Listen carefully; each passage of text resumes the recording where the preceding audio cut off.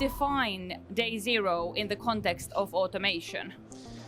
Well, let's say that day zero is the day that everybody has been waiting for. So let's say the initial sales process started a couple of years ago, and there was some process phase and a project phase and commissioning phase. And then in the end, there's a day zero is the day when everything starts.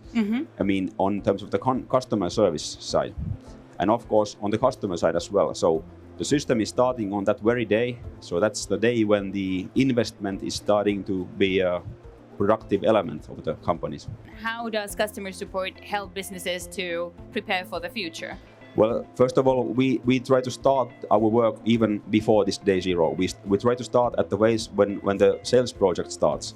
So already when let's say the planning of the system starting together with customer, already at that day we want to be there as well to plan for the next 20 years to come for the services. Meaning that we are designing everything so that when the day zero comes, then everything is already designed and planned and prepared for the takeoff, so to say. So we start years before the day zero, and then after day zero, it starts a normal business. So then we are there to help the customer buy on-site services or spare parts or other services. So it's the way of to plan everything beforehand and then just execute what has been planned. What are some key considerations businesses should keep in mind when they are implementing automation from the customer support point of view? I would say that the first thing to think is that how much knowledge of automation does the company already have? Is this going to be the first system that they will be automating? Do they have knowledge of the automation systems beforehand?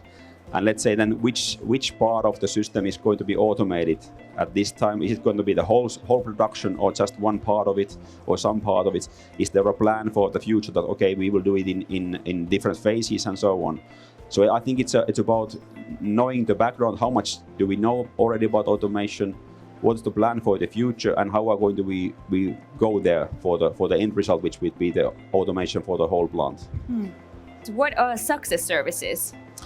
Yeah, we have success services. It's a kind of a package of different services that we are offering to customers from customer support. So we have shared them into a couple of different sections. To start with spare parts first. We have an initial spare part kit for the startup of the system, and then afterwards, then the lifetime of the spare part. We have spare parts available for the whole lifetime of the system, which can be for example 20 years. Then another topic is services. So there are lots of daily routines that have to be made, and they can be on-site services or help desk service if there's need for that. So all those services can be bundled into nice service packages. Then we have retrofit projects or upgrade projects. At some point during the lifetime of the system, there can be some changes coming, that there's new stock keeping units or new size of tires or new plastic rates. So there's a need for a change for the system. So then we can make an upgrade project. It might be some software work, some manual work, some mechanical and electrical work, and that creates an upgrade project. And then fourth, not the least one, is the training. So we are having lots of different kind of training packages for the customer to support the customer's own business, so that they can do their own business with their own personnel. We can train the personnel to do the work. And I feel all of these support the business's future growth also.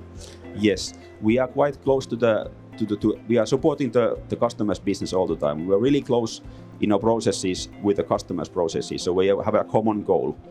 And our task is to support the customer with their processes and with the business, and also support customers' personnel to do the work so their business can grow. What benefits can the DCs get from the success services? I think this is a good question, because there's many different kind of things to be done if you want to run a business. You have to do some maintenance work, some operational work, and our task is to help the customer to, let's say, first also notice all the things that need to be done, and then we share them between the customer and ourselves, that who is going to do which of those tasks, and we can make an agreement on the support services that we will do in this part, so that everything is covered. I think that's the key point.